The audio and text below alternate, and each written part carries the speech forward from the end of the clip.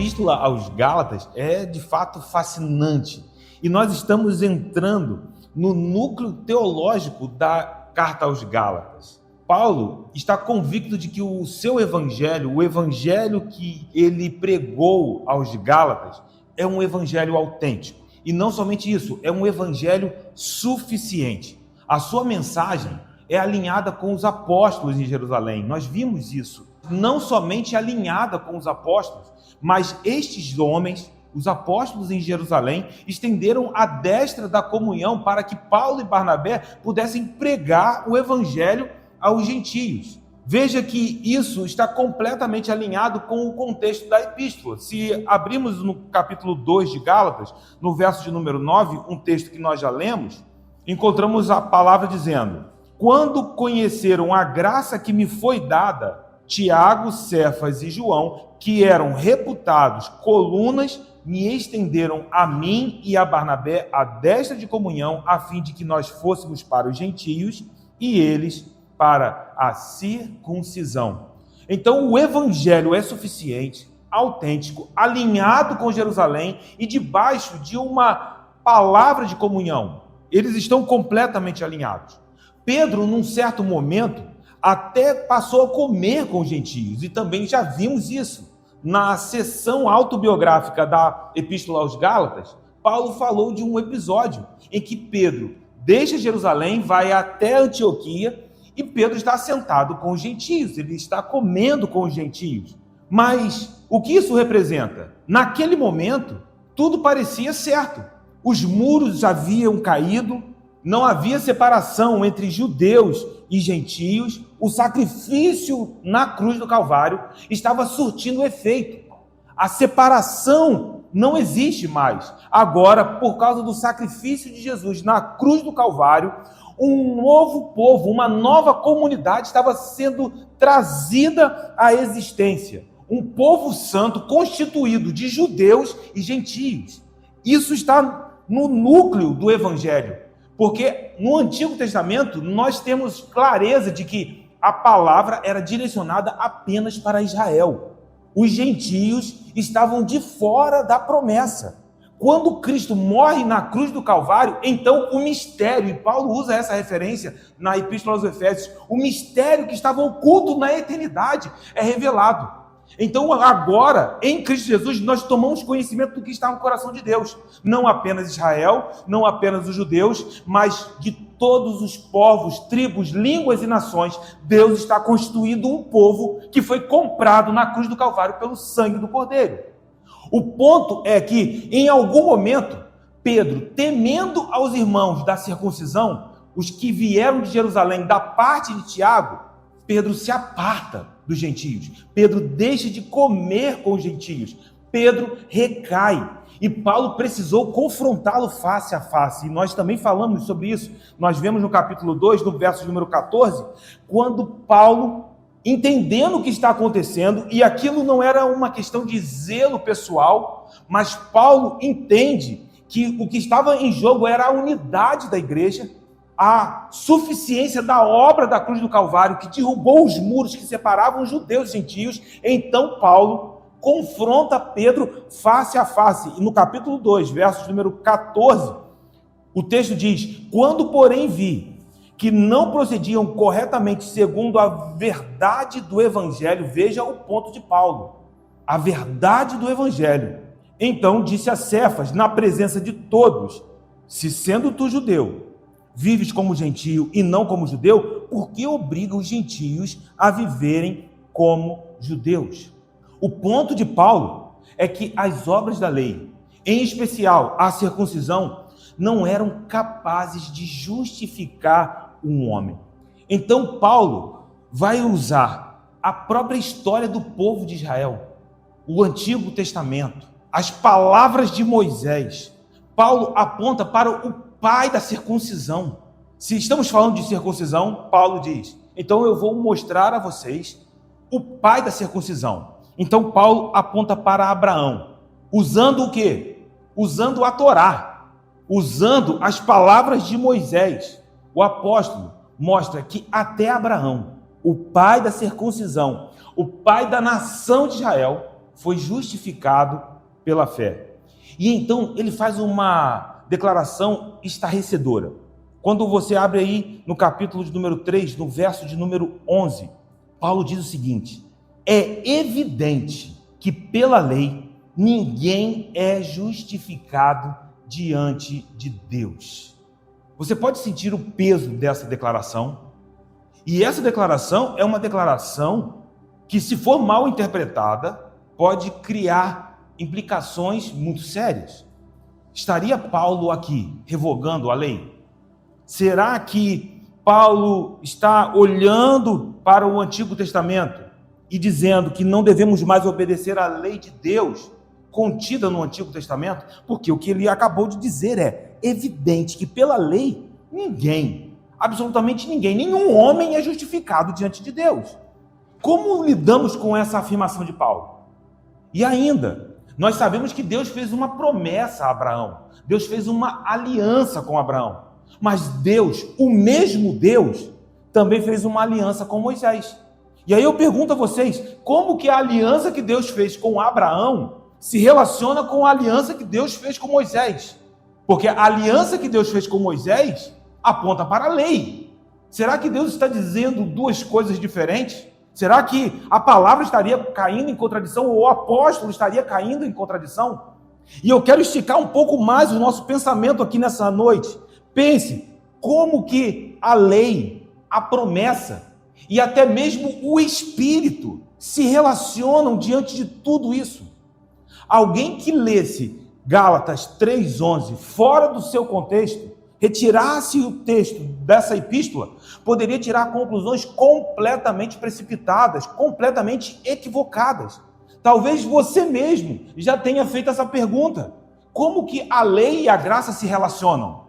E sabemos que essa pergunta, mal respondida, traz sérias implicações, e sabemos que muitos problemas que encontramos hoje a respeito da interpretação da lei e da graça e como que essas coisas se relacionam, têm trazido problemas para o entendimento de como a graça está operando sobre nós, como nós ainda estamos vivendo, cumprindo a vontade de Deus e olhando para o Antigo Testamento e entendendo que essa parte ainda continua viva.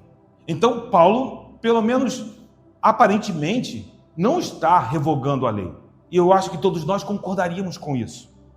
Mas por que ele não está revogando? E ainda, o que ele está dizendo? Por isso, esse texto é um texto muito importante dentro da Epístola de Gálatas. Nós estamos dentro do núcleo teológico do pensamento de Paulo a respeito da promessa e da lei. E aí ele começa no verso de número 15 dizendo: falo como homem. É assim que começa Gálatas 3, verso de número 15.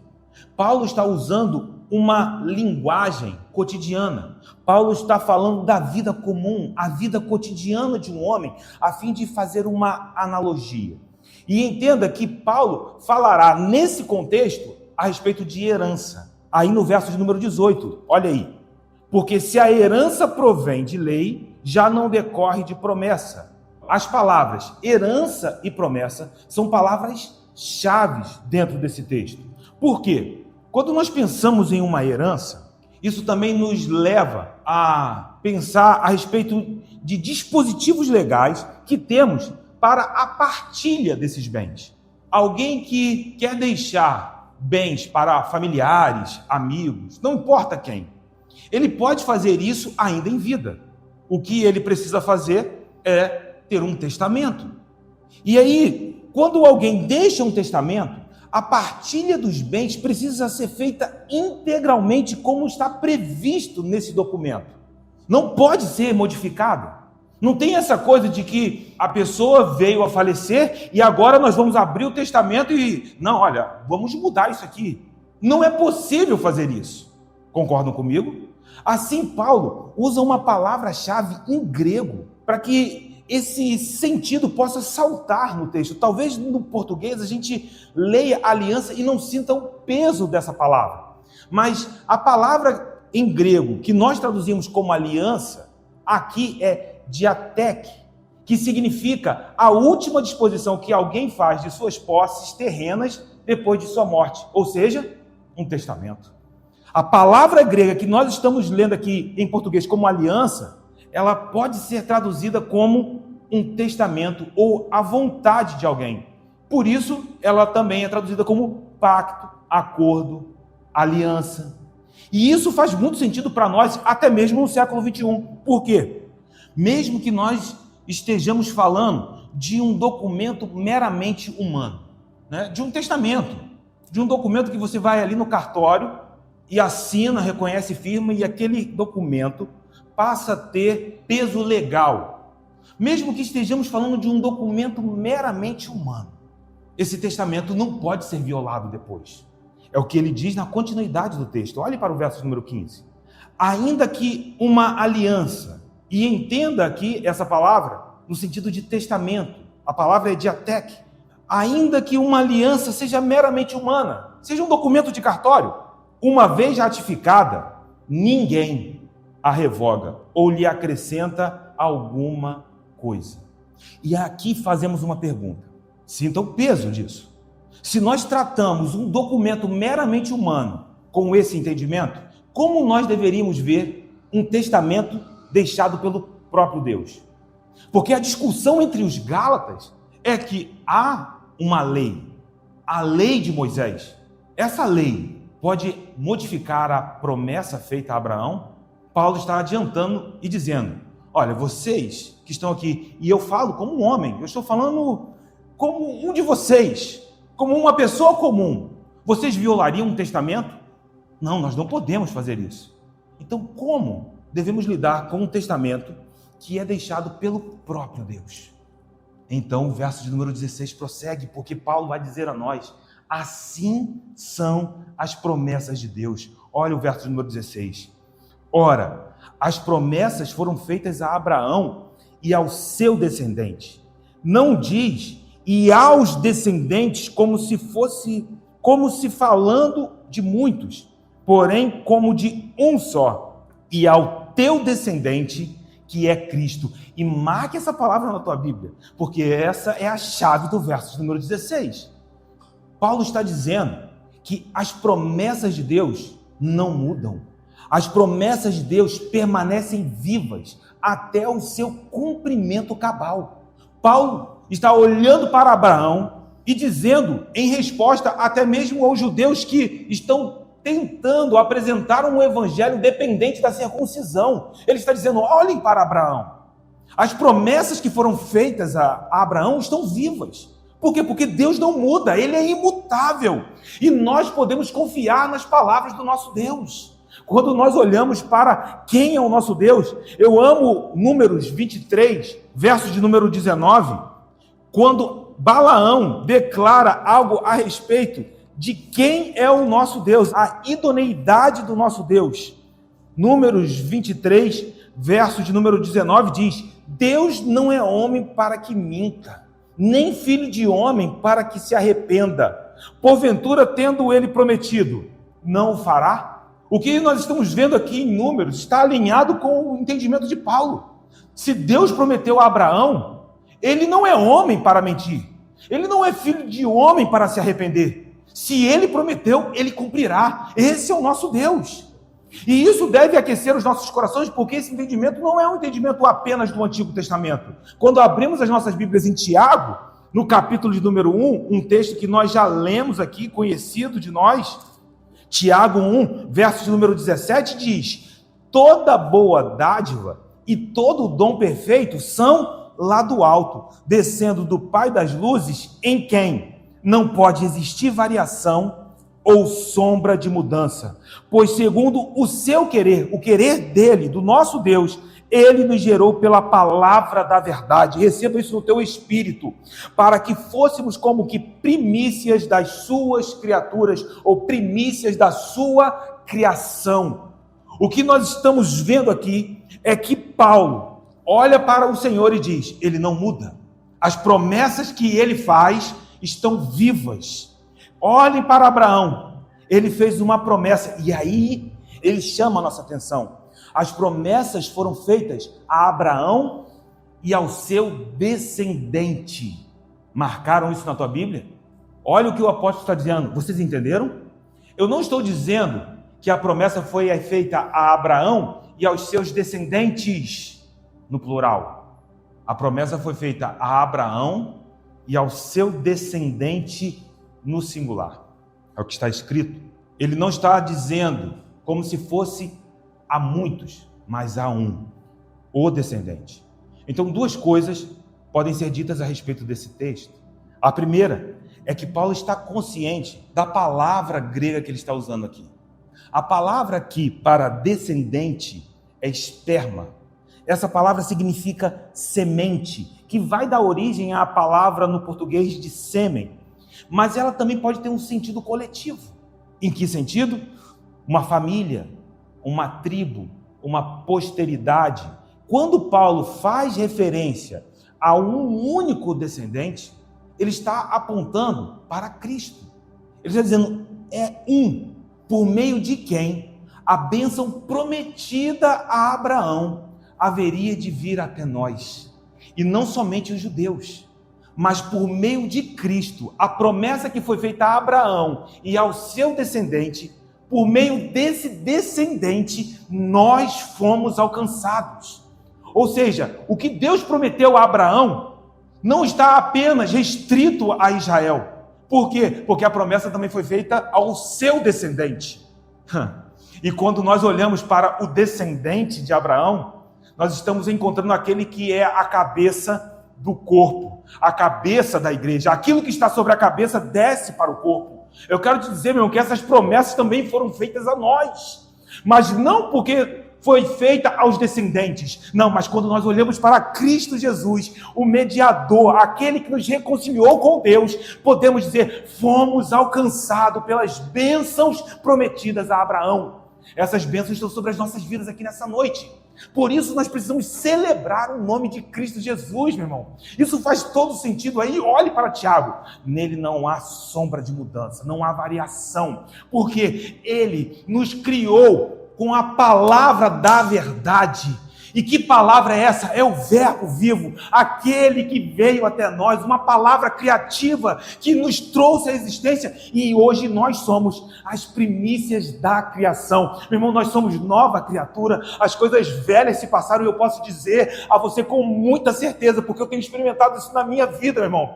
As evidências dessa nova criação serão cada vez mais presentes em nossa jornada, em nome de Jesus. Porque ele começou essa boa obra em nós e ele é fiel.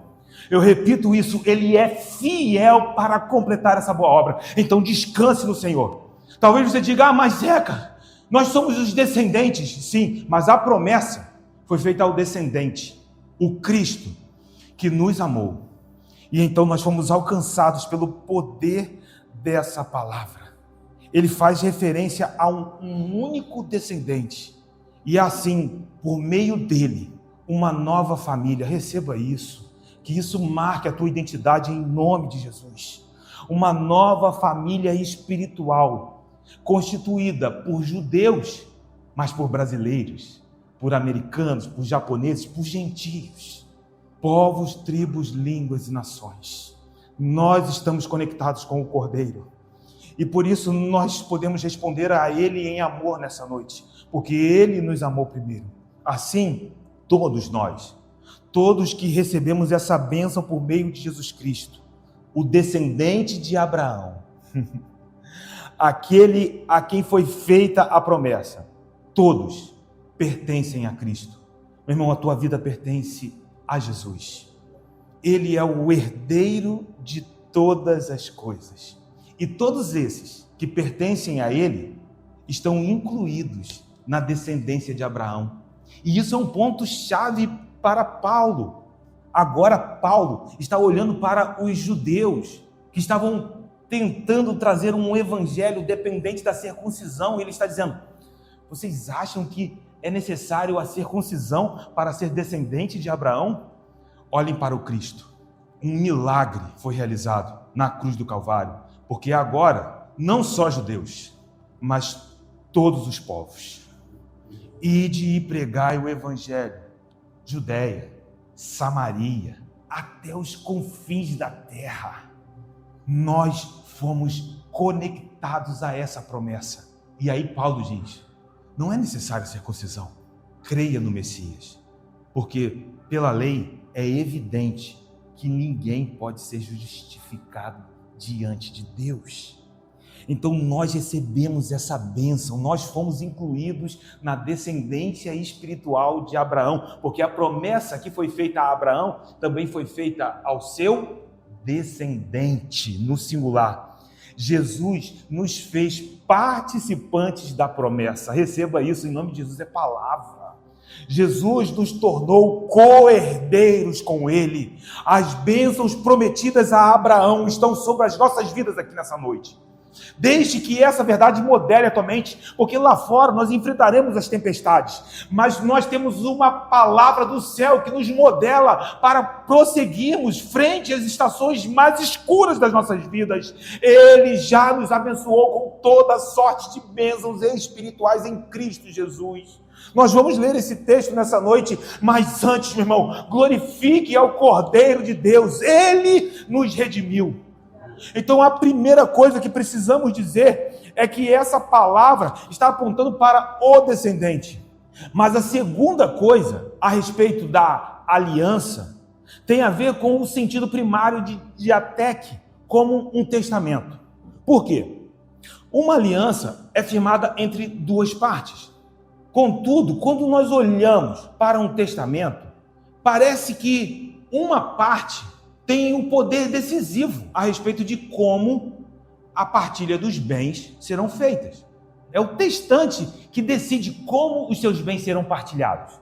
Talvez ele deixe uma casa para um sobrinho, e o sobrinho diga, eu não quero essa casa, não importa. Depois você decide o que você vai fazer. Mas a decisão é do testante, é de quem está fazendo o testamento. Ou seja, o testamento é um documento unilateral, pois ele revela a vontade do testante, ele revela a vontade do testador. E parece que Paulo tem isso em mente. Aí você vai me perguntar assim, por quê? A gente precisa olhar para o que Paulo está dizendo aqui, lá na Torá, lá nos escritos de Moisés. A gente precisa ir a Gênesis 15. Abra a tua Bíblia em Gênesis 15. O contexto de Gênesis 15 nos mostra que, após Abraão crer na promessa, isso lhe foi imputado para a justiça. Só que, após isso ser dito no próprio texto bíblico, isso está ali no verso de número 6, ele creu no Senhor e isso lhe foi imputado para a justiça, Abraão faz uma pergunta. Abraão faz uma pergunta no verso de número 8, olha aí. E perguntou-lhe Abraão, Senhor Deus, como saberei que hei de possuí-la? Deus havia feito uma promessa a Abraão. Em outras palavras, Abraão está perguntando, Senhor, que sinal tu podes me dar para que eu saiba que a promessa será cumprida? Como eu posso ter certeza de que essa promessa será cumprida? É o que Abraão está perguntando aqui. Naquele contexto cultural, havia um costume de firmarem alianças com sacrifícios. E como isso era feito? Animais eram mortos e cortados no meio, partidos, e os pedaços eram colocados como em paralelo, formando um caminho, como se fosse uma margem. Então os pedaços eram colocados, formando um caminho, e as duas partes que estavam firmando a aliança passavam juntos por esse caminho. E então esse rito simbolizava o firmamento de uma aliança.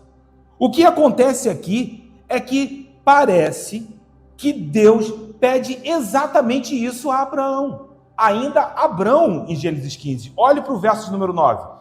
Respondeu-lhe, toma-me uma novilha, uma cabra e um cordeiro, cada qual de 3 anos, uma rola e um pombinho. Ele, tomando todos esses animais, partiu-os pelo meio e lhes pôs em ordem as metades, umas defronte das outras, e não partiu as aves, ou seja, ele sacrificou as aves, mas colocou uma de cada lado. Você pôde vislumbrar isso aqui no texto? O que era esperado? Que agora Abraão e o Senhor passassem juntos, firmando uma aliança bilateral. Mas veja o que acontece no verso número 12.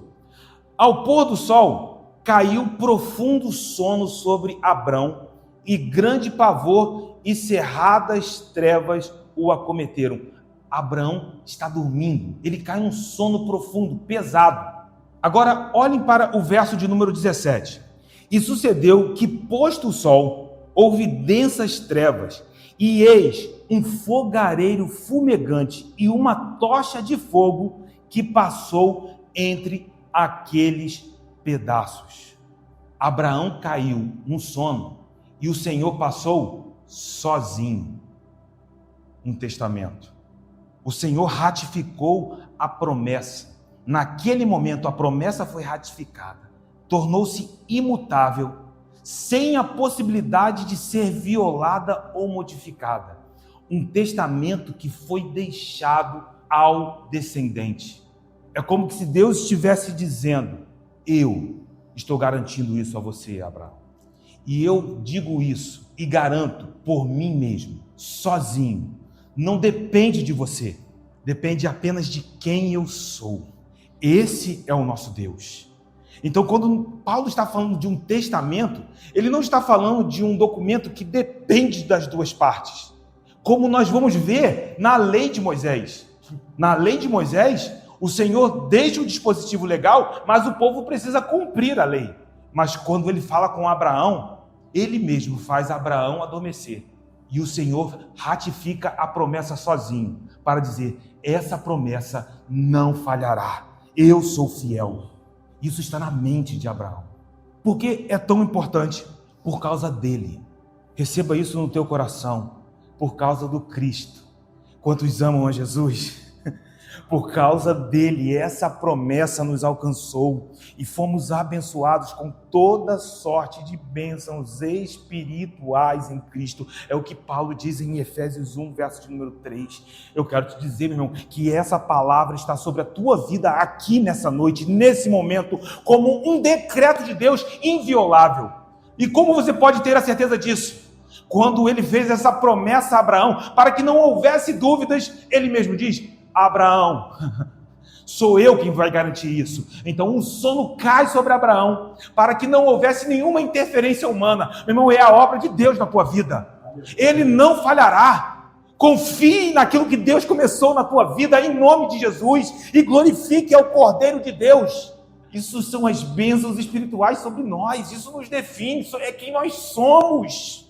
Todo o restante vai passar, meu irmão, mas essa palavra, ela se cumprirá, porque ela é fiel, ela não falhará, meu irmão. Eu sei que tem dias que nós somos sacudidos, mas isso tem a ver com a nossa natureza humana, isso tem a ver com o Abraão homem, mas o Abraão homem estava dormindo para que o Senhor pudesse passar ali e dizer: sou eu que cumprirei essa promessa na tua vida. Então receba essa palavra. E agora Paulo apresenta o seu argumento de forma poderosa. Volte para Gálatas 3, o verso de número 17. Tenha em mente, Paulo está falando de testamento, de herança e de um testamento ratificado pelo próprio Deus.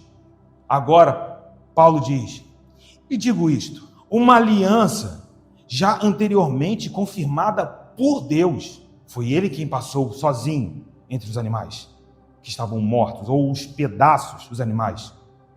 A lei que veio 430 anos depois, não a pode abrogar. Eu fiz uma promessa a Abraão. A lei veio 430 anos depois. Essa lei não pode agir de modo que venha a desfazer a promessa. Lembra que Paulo está falando da circuncisão? Paulo está falando da lei. Então Paulo apresenta o seu argumento. Ele diz: olha, a lei veio 430 anos após o testamento, após a aliança ser confirmada, ser ratificada pelo Senhor sozinho, sem Abraão. O próprio Deus deixou esse testamento. O que está sendo dito aqui? Deus não precisa de homens para afirmar. Deus não precisa de homens para reafirmar, nem precisa de homens para efetuar a sua vontade, que é boa, perfeita, agradável. Ele simplesmente libera um decreto sobre nós, meu irmão. E eu quero te dizer que isso nos sacode, porque você pode ir até o mais alto monte, o Senhor está lá te esperando. Eu vou construir a minha casa no mais profundo vale. Quando você chegar lá, para começar a cavar os alicerces, o Senhor já está lá. Não há para onde fugir, meu irmão. Nós nos rendemos diante dessa graça. Ah, mas nós vamos ser sacudidos. Seremos sacudidos. Mas eu creio, meu irmão, que aquele que começa uma boa obra em nós, ele é fiel. Ele não desiste. Podemos confiar nesse amor. E quando ganhamos esse entendimento, e eu sei que isso é revelado no Espírito, porque é o Espírito Santo que crava isso dentro dos nossos corações, que derrama a revelação desse amor, dessa soberania, desse poder avassalador. Não há como fugir desse lugar. Não há como se esconder do Senhor. O que Paulo está dizendo é: a lei que veio depois não tem força para abrogar o testamento, de modo que venha a desfazer a promessa. Deus fez uma promessa ao descendente de Abraão. O que isso quer dizer? Que nós podemos olhar para esse descendente nessa noite e crer que essa promessa não será modificada. Podem passar trilhões de anos, a promessa continua viva, ela continua trabalhando. Se a lei tivesse vindo como uma forma de salvação, isso significaria que Deus teria mudado de ideia. Mas Deus não muda. Esse amor continua trabalhando de maneira constante sobre você aqui nessa noite. A bênção não está sobre nós porque somos bons cumpridores de regras. E eu vou dizer para vocês, abrindo meu coração, eu acho que eu sou muito sistemático. Eu, às vezes, gosto de ser aquele cara que faz as coisas ali tudo na regra. Quando eu olho para esse texto, eu reconheço que ser um bom cumpridor de regras não me garante salvação alguma. Entenda que ser bons cumpridores de regra não libera a bênção sobre a minha vida. E eu estou falando das bênçãos prometidas a Abraão. E isso nos tira de um lugar de justiça própria. Porque, por vezes, nós ficamos incomodados com a maneira como o Senhor abençoa os que estão ao nosso redor. E eu amo a parábola dos trabalhadores da vinha, e eu já falei com vocês sobre essa parábola, e ela se aplica a esse contexto, porque os trabalhadores da vinha receberam o convite do dono da vinha para trabalharem, e cada um trabalhou um período diferente. Um trabalhou o dia inteiro, outro trabalhou metade do dia, outro trabalhou algumas horas, outros chegaram no final do dia. Mas aquele que chegou no final do dia recebeu um denário, como aquele que trabalhou o dia inteiro. E esse que trabalhou o dia inteiro ficou incomodado. A bênção não está sobre as nossas vidas, porque somos bons cumpridores de regras. É graça. E onde abundou o pecado, superabundou a graça de Deus. É a fé no Messias, é a fé no Cristo. A bênção não está sobre as nossas vidas, porque estamos debaixo da lei. Abra suas mãos. Nós fomos abençoados pela graça. Nós fomos abençoados recebendo a salvação em Cristo. E juntamente com Ele, todas as demais coisas. Fechem suas mãos. Isso é palavra, não sou eu que digo isso. Se você abrir a tua Bíblia em Romanos, capítulo de número 8, no verso de número 32, há uma graça de Deus transbordante aqui nesse lugar, nessa noite, meu irmão. Romanos 8, verso de número 32 diz: aquele que não poupou o seu próprio filho, antes por todos nós o entregou, porventura não nos dará graciosamente com ele todas as coisas? O que Paulo está dizendo? Paulo está falando das bênçãos espirituais, das bênçãos prometidas a Abraão. É porque às vezes nós estamos olhando para essa terra, pensando que é sobre este lugar, meu irmão. Nem Abraão se iludiu com Canaã. Nós lemos aqui na semana passada, Abraão, embora tenha deixado a sua terra para um lugar que Deus ainda apontaria, e viveu nessa terra como peregrino, como Jacó, como Isaac, como os patriarcas viveram, o livro de Hebreus nos dá o testemunho dizendo que Abraão não aguardava algo nesta terra, Abraão aguardava a cidade, que o próprio Deus é o arquiteto e edificador. Abraão estava olhando para as coisas espirituais, meu irmão. Abraão é um homem de fé. E às vezes a gente está aqui dizendo, nós vamos viver as bênçãos espirituais, as bênçãos sobrenaturais de Abraão. E estamos olhando para carro, olhando para casa. Essas coisas vão ser consumidas. Essa terra se desfará, os elementos se desfarão ardendo em fogo. Mas há novos céus e nova terra. Somos peregrinos. Estamos aqui de passagem. Mas há um edifício eterno que nos aguarda. Se ele nos deu o próprio filho, se ele não poupou o seu próprio filho, ele não vai te dar, meu irmão, ele não vai derramar sobre nós todas as demais coisas. Paulo está dizendo, olhe para o descendente. As promessas foram feitas a ele. Você acha que o pai falhará numa promessa feita ao filho? De modo algum. E então Paulo diz, só que agora o filho se tornou a cabeça da igreja. Eu declaro sobre nós as bênçãos espirituais que estão em Cristo Jesus. E então o verso de número 18 prossegue, e esse é o ponto.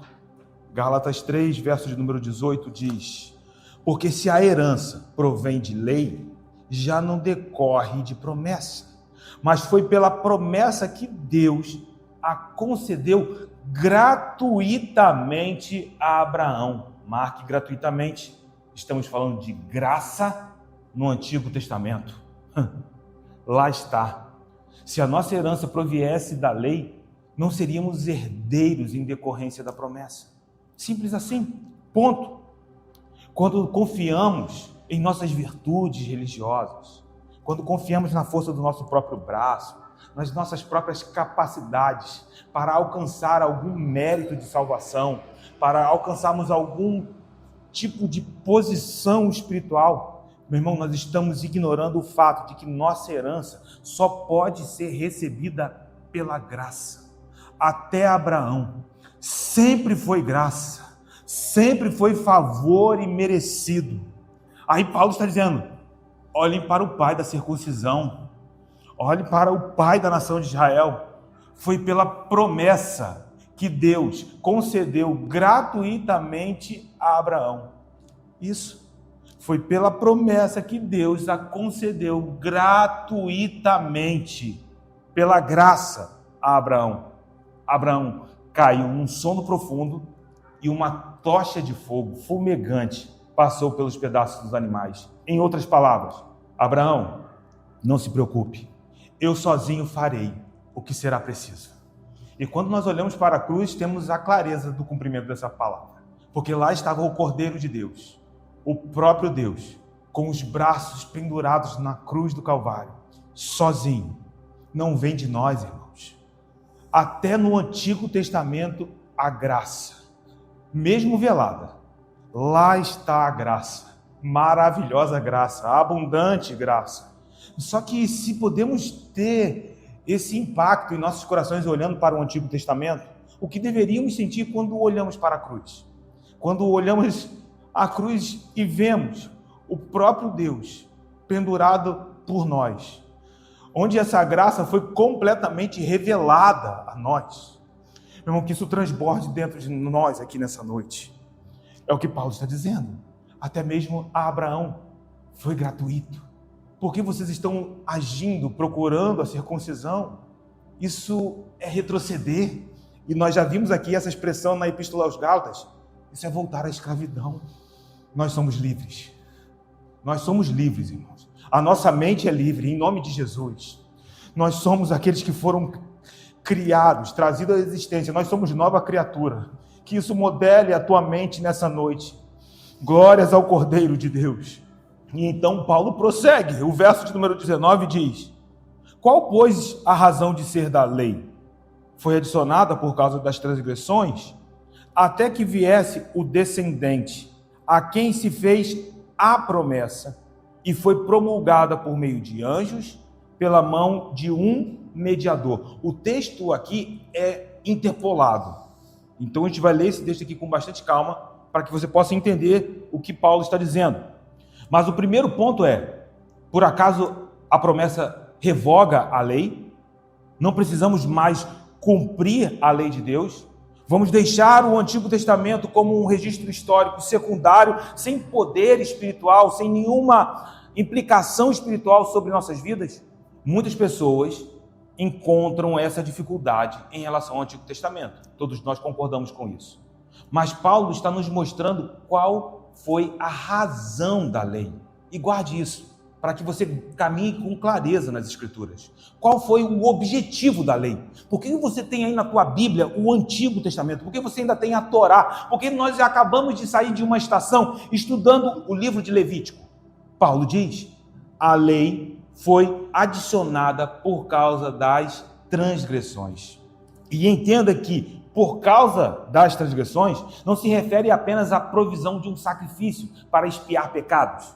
Não. Há algo mais profundo. Há um sentido mais profundo no que Paulo está dizendo aqui. Nós sabemos que quando o pecado entrou no mundo, desde Adão até Moisés, o pecado não era levado em conta. Por quê? Porque não havia lei. Paulo diz isso em Romanos 5, versos 12 a 14. Vamos ler. É um texto que talvez faça um paralelo importante. Abra a tua Bíblia em Romanos 5. Olha o verso número 12. Portanto, assim como por um só homem entrou o pecado no mundo, e pelo pecado a morte, assim também a morte passou a todos os homens, porque todos pecaram. Porque até ao regime da lei, ou seja, até Moisés, havia pecado no mundo, mas o pecado não é levado em conta quando não há lei. Entretanto, reinou a morte desde Adão até Moisés, mesmo sobre aqueles que não pecaram à semelhança da transgressão de Adão, o qual prefigurava aquele que havia de vir. Então Paulo vai seguir o seu argumento agora apontando para Cristo, mas o ponto para nós aqui nessa noite é que até a lei o pecado não era levado em conta, não era considerado. Assim, antes de prover um tratamento provisório para esse dilema, a lei manifestou a verdadeira face do pecado. Sabe qual é a verdadeira face do pecado? A transgressão da desobediência humana real, uma desobediência mortal. Eu disse que o tratamento era provisório. Por quê? Aí a gente voltando para Gálatas, a gente vai entender. Porque Paulo diz que a lei tinha uma finalidade boa para um tempo específico. Que tempo era esse? Olhe para o texto. Até que viesse o descendente. Percebe quando a gente caminha no texto com um pouco mais de calma? As conexões começam a surgir. Então, antes da lei, o pecado não era considerado. Por quê? Porque a lei revela a transgressão. Por isso que quando nós estamos no livro de Levítico, nós falamos aqui que se Abraão vivesse nos dias de Moisés, ele não tinha se casado com Sara, que era sua meia-irmã. Por isso que nós falamos aqui que se Jacó tivesse vivido nos dias de Moisés, ele não teria se casado com Lia e Raquel. Por quê? Porque a lei mostraria para Jacó, isso é uma transgressão. Faz sentido para vocês? Então, nesse momento, Paulo está dizendo, olha, antes era necessário, porque a lei mostrava a transgressão, trazia a evidência da transgressão. Mas nós estaríamos encerrados nessa realidade para sempre? Paulo diz, não, ela tem um tempo. Que tempo é esse, Paulo? Até que o descendente, que recebeu as promessas feitas a Abraão, as promessas que foram feitas a Abraão e ao descendente, até que ele viesse, ou seja, havia um tempo específico para essa provisão temporária da lei. Os falsos mestres lá na Galácia do Sul estavam ensinando, pregando outro evangelho acrescido da circuncisão, talvez também acrescido de dietas judaicas, acrescido de calendários judaicos, festas, mas Paulo está dizendo, esse tempo passou, a lei cumpriu o seu papel. E aí, eu lendo alguns comentários, eu encontrei uma analogia muito interessante feita por N.T. Wright. E mesmo sabendo que analogias são perigosas e devem ser guardadas as devidas proporções, eu acho que essa analogia é uma ferramenta que vai nos ajudar a entender alguns aspectos do tema maior. E eu estou dizendo isso para vocês porque existe uma diferença entre analogia e alegoria. E nós vamos falar mais disso porque a palavra alegoria é usada por Paulo até mesmo na Epístola aos Gálatas. Mas vamos deixar isso para o capítulo de número 4. Mas que analogia é essa? N.T. Wright diz que o que Paulo está dizendo aqui pode ser entendido como um propulsor de um foguete espacial. Ele está dizendo assim, a lei é um propulsor de um foguete espacial. Como que um foguete espacial é lançado? Ele precisa desses propulsores para sair do chão, enfrentar todo o atrito da atmosfera, e quando o foguete atravessa essa zona de atrito e ele alcança o espaço, os propulsores são ejetados, eles são deixados. Então o foguete ejeta os propulsores, mas esses propulsores são bons, esses propulsores são necessários. Foram esses propulsores que fizeram o foguete atravessar toda essa zona de atrito. É como a lei.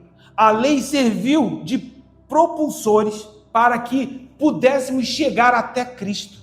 E aí, por isso eu estou dizendo que nós precisamos ter as devidas proporções guardadas, porque eu não estou dizendo aqui que agora a lei deve ser ejetada no espaço sideral e esquecer. Não, a lei serviu para nos trazer até Cristo, o descendente de Abraão. Ela cumpriu o seu papel. Meu irmão, nós estamos aqui, você crê em Cristo? Isso quer dizer que a lei funcionou.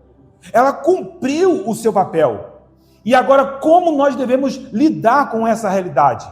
Nós não deixamos a lei perdida no espaço sideral, mas, na verdade, essa lei foi completamente cumprida por Cristo. Na cruz do Calvário, quando eu olho para Cristo Jesus, a lei foi completamente absorvida nele. E agora, essa lei foi também escrita dentro do nosso coração. E então nós entendemos o que foi prometido. A lei que antes estava em tábuas de pedra, agora, pelo Espírito, está escrita dentro de nós. É pela graça. A lei esta que foi promulgada por anjos, por meio de anjos. E essa frase é uma frase difícil. Quantos não sentem surgir um ponto de interrogação quando leem isso? E aí eu queria abrir para vocês aqui, o que vocês pensam quando leem isso aí? Essa afirmação é tão difícil, porque há poucos paralelos no texto bíblico que nos ajude a entender essa promulgação angelical. Talvez tenhamos algumas referências. Abra em Deuteronômio, capítulo número 33, verso número 2. Disse, pois, o Senhor veio do Sinai e lhes alvoreceu de Seir. Resplandeceu desde o monte Parã e veio das miríades de anjos à sua direita. Havia para eles o fogo da lei. Talvez essa seja uma referência do que Paulo está dizendo, mas ainda assim é muito pouco. Essa é a única referência que eu encontrei no Antigo Testamento. Sabemos que quando Daniel está falando com o arcanjo, ele também faz uma referência a Miguel como um anjo que tem uma finalidade de representar a nação de Israel. Mas tudo isso ainda é muito vago para afirmarmos que a lei foi promulgada por meio de anjos. Nós temos mais duas referências, e agora no Novo Testamento, porque parece que os autores do Novo Testamento concordam com o que Paulo está dizendo. Abra aí em Atos 7, verso número 53. Nós estamos no contexto do discurso de Estevão. Estevão está contando a história do povo de Israel até o Cristo. E aí o verso número 53, veja o que ele diz. Vós que recebestes a lei por ministério de anjos e não aguardaste. Vamos a Hebreus capítulo 2, verso 2.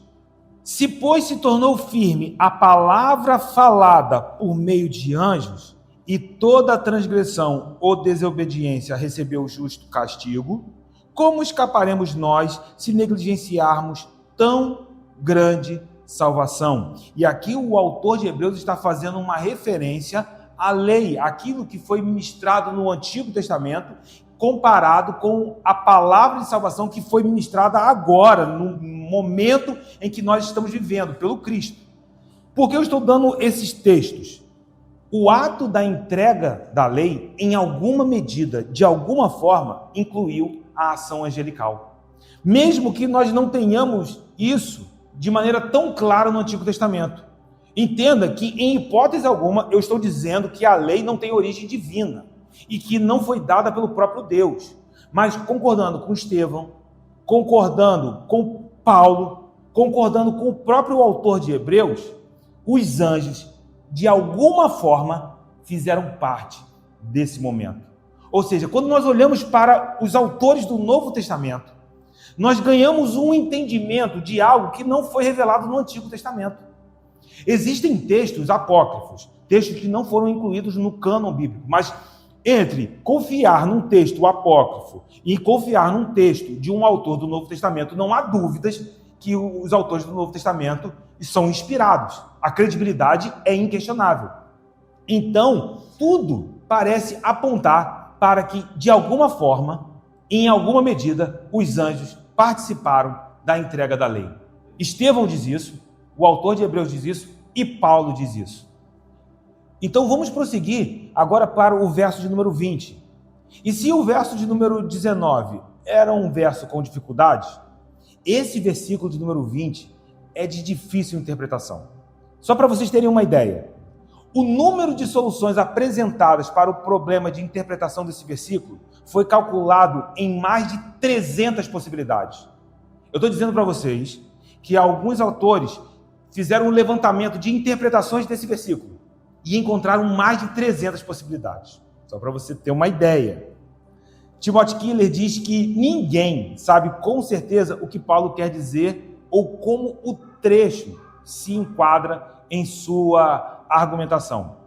Então, assim, reconhecendo a dificuldade de interpretação, nós precisamos ser um pouco cautelosos no que nós vamos dizer desse versículo. Mas duas coisas podem ser ditas sobre ele. Vamos ler primeiro o verso número 20. Ora, o mediador não é de um, mas Deus é um.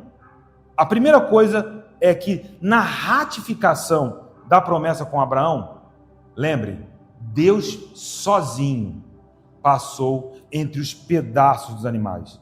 Então, a aliança com Abraão, não houve um mediador, porque um mediador conecta duas partes. Mas a promessa feita a Abraão foi ratificada, confirmada pelo próprio Deus, sozinho, enquanto Abraão havia caído em um sono profundo. Estou falando que é uma aliança ratificada unilateralmente, tão única, quanto o próprio Deus é um. Faz sentido? Olhe para o texto. Vamos ler de novo o verso número 20. Ora, o mediador não é de um, mas Deus é um. E aqui se abre o segundo ponto, que o Deus único, o Deus que é um, deseja uma família única. Ele deseja apenas uma família, que é constituída por judeus e gentios, unidos, juntos, vivendo debaixo das mesmas condições.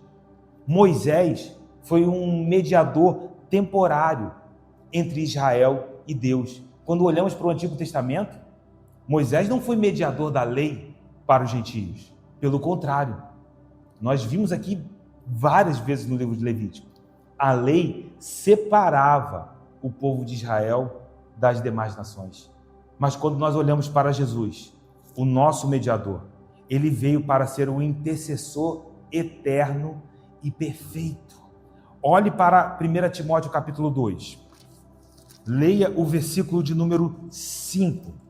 Porquanto há um só Deus e um só mediador entre Deus e os homens, Cristo Jesus, homem.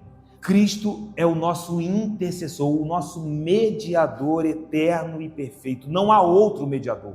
Moisés foi mediador entre Israel e Deus para um tempo, mas agora Cristo não é só o mediador entre Israel e Deus, mas é o mediador de todos os homens. Hoje nós estamos conectados ao Pai por causa de Cristo Jesus. Cristo veio para nos resgatar, nos constituindo seu povo, não só de judeus, mas de todas as línguas, povos, tribos e nações. Nós fazemos parte desse povo. É isso que o verso número 20 está apontando. Lembre, esse verso tem uma grande dificuldade, mais de 300 interpretações, 300 possibilidades de interpretações. Seria, assim, impossível entender tudo isso, mas faz sentido quando você olha para esse texto e entende que ali é uma promessa ratificada unilateralmente. É Deus que está dizendo, eu vou fazer sozinho. E quando nós olhamos para Cristo Jesus, nós encontramos aquele que traz à existência uma família, porque é um só Deus, um só povo, um só evangelho. Paulo prossegue em seu entendimento no verso de número 21, volte a Gálatas, verso número 21, e diz: é porventura a lei contrária às promessas de Deus? Eita, que pergunta difícil. Então, vocês pensam que a minha argumentação, o meu discurso, está de alguma forma apontando para um conflito entre a lei e a promessa? Paulo é enfático na resposta, está escrito aí na tua Bíblia. Ele diz: de modo nenhum, absolutamente não. Mesmo Paulo sendo tão claro, porque aqui ele está sendo enfático, por vezes nós encontramos ensinos que dizem que Deus tem dois planos. E aqui, meu irmão, nós precisamos ser novamente cautelosos, como que se Deus tivesse um plano para a sua igreja e um plano para Israel. Como que se existissem dois destinos escatológicos diferentes, como se houvessem dois fins diferentes, como que se Jesus tivesse dois povos.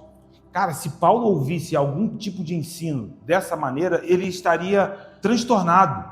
Ele diria: vocês não entenderam, não há dois povos, não há duas famílias, há uma só família, que foi constituída no sangue do Messias. Ele morreu para que os muros caíssem. Se vocês disserem que há um fim escatológico para Israel e há um outro fim escatológico para a igreja, vocês não entenderam o que aconteceu na cruz do Calvário. Paulo seria enfático em dizer isso. E esse é o ponto, porque alguns chegam até o ápice de dizer que a igreja é o povo de Cristo e Israel é o povo do Senhor Deus Pai. Entretanto, o que nós estamos vendo na Epístola de Gálatas, desde o começo, a Epístola de Gálatas tem em seu cerne um clamor pela unidade. Deus é um, o Evangelho é um, a promessa é a mesma, a promessa feita a Abraão é a promessa que alcança Israel, mas é a promessa que nos alcança aqui nessa noite também. O povo do Senhor é um, constituído pelo Israel remanescente, que crê e que ainda crerá, porque sabemos que eles ainda não entendem o que significa olhar para Jesus, o Cristo, o Messias. Mas esse povo é constituído pelos que já creem e os que crerão, e também pela igreja espalhada sobre a face da terra. Nós fazemos parte dessa realidade. E aí Paulo diz: ora, se a lei pudesse produzir essa vida, isso implicaria em justiça. Isso implicaria que a justiça estava baseada na própria lei, é o que diz o verso de número 21. A continuidade do texto diz: porque se fosse promulgada uma lei que pudesse dar vida, a justiça, na verdade, seria procedente de lei. Paulo está dizendo: a lei não pode produzir vida. O problema não estava na lei. O problema estava no material que estava lidando com a lei. O problema estava em nós, na nossa incapacidade, na nossa natureza corrompida, que por mais que desejássemos cumprir a lei, meu irmão, eu gostaria de chamar a sua atenção aqui para que a nossa justiça própria possa ser desfeita em nome de Jesus. Por mais que pudéssemos pensar na possibilidade, não, eu quero cumprir a lei, por mais que você desejasse ardentemente cumprir a lei, nunca você conseguiria. Nós nunca conseguiríamos. Porque se você disser que, em alguma medida, você seria capaz de cumprir, você está dizendo para mim que a cruz foi desnecessária, que o sacrifício da cruz poderia ser evitado, porque você, olha a tua justiça própria, em alguma medida, seria capaz de cumprir e produzir a justiça necessária. Nós estávamos mortos. A ira divina era o nosso fim. E então, Paulo conclui o seu argumento no verso número 22. Mas a Escritura encerrou tudo sobre o pecado. Para quê? Para que, mediante a fé em Jesus Cristo, você crê nele, meu irmão? Fosse a promessa concedida aos que creem. Se você crê, essa promessa foi concedida a você. Meu irmão, não tenha dúvidas a respeito das promessas que foram feitas a Abraão e ao seu descendente. A lei em si é boa. A lei em si é vida, mas por si só ela não pode produzir vida. Ela é vida, mas ela não transforma os adoradores. Mas ela denunciava, e ainda denuncia, que nós estávamos mortos. Ele mostra que a lei não pode revogar a promessa, mas a lei teve uma função. A lei encerrou a todos, judeus e gentios, sob o pecado. E aqui a gente cita Romanos 3:23, porque todos pecaram e carecem da glória de Deus. E eu fecho com vocês, porque há uma nota de graça aqui. Para que a lei encerrou todos, judeus e gentios nesse lugar? Para que apenas por meio de um nome, o nome de Jesus, o nome que está sobre todo nome, mediante a fé em Cristo. Quantos creem em Cristo? Mediante a fé em Cristo, nós cremos em Ti, Jesus, nós cremos em Ti. É por isso que você está aqui nessa noite. Mediante a fé nele, a promessa fosse concedida a todos aqueles que creem, fosse concedida a nós aqui nessa noite. A lei mostra que nós somos incapazes de produzir a justiça necessária para que ele habitasse em nós. A lei mostra que nós não somos justos em nada que possamos fazer, mas onde abundou o pecado, receba, meu irmão, superabundou a graça de Deus.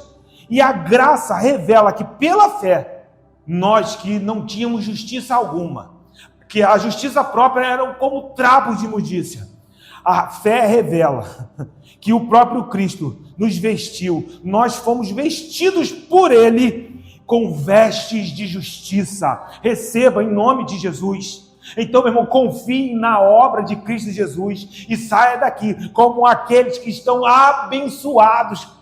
Juntamente com Cristo, nós estamos assentados com Ele nas regiões celestiais, abençoados com toda sorte de bênçãos espirituais. E creia que as promessas feitas a Abraão também foram feitas ao descendente, foram feitas ao Cristo. E esse Cristo morreu para que você pudesse desfrutar dessas promessas. E é nesse lugar de entendimento e clareza. Porque, meu irmão, se você crê que essa bênção está sobre a tua vida, permita que isso agora confronte a tua realidade. O que está te esperando lá fora? O que tem afligido a tua mente, já hoje, segunda-feira, essa semana? O que está te preocupando? O que te define? As tribulações do tempo presente, mas aquele que te prometeu, que não muda e é fiel para cumprir. Se você tem alguma dificuldade, quero me unir a você, porque eu também luto com essa palavra. Mas há também uma resposta para nós aqui. Se nós temos alguma dificuldade, temos para onde olhar, temos para quem olhar. Olhe nessa noite para a cruz do Calvário, olhe nessa noite para Jesus Cristo, porque se Ele, meu irmão, morreu por você, tenha certeza que isso tem um impacto sobre a tua vida nessa noite. Em nome de Jesus, voltaremos para casa como mais do que vencedores, as nossas mentes regidas pelos céus. Coloque a tua mão sobre o teu coração. Espírito Santo de Deus, obrigado pela palavra revelada. Meu Pai, nós saímos daqui posicionados no mundo espiritual com clareza.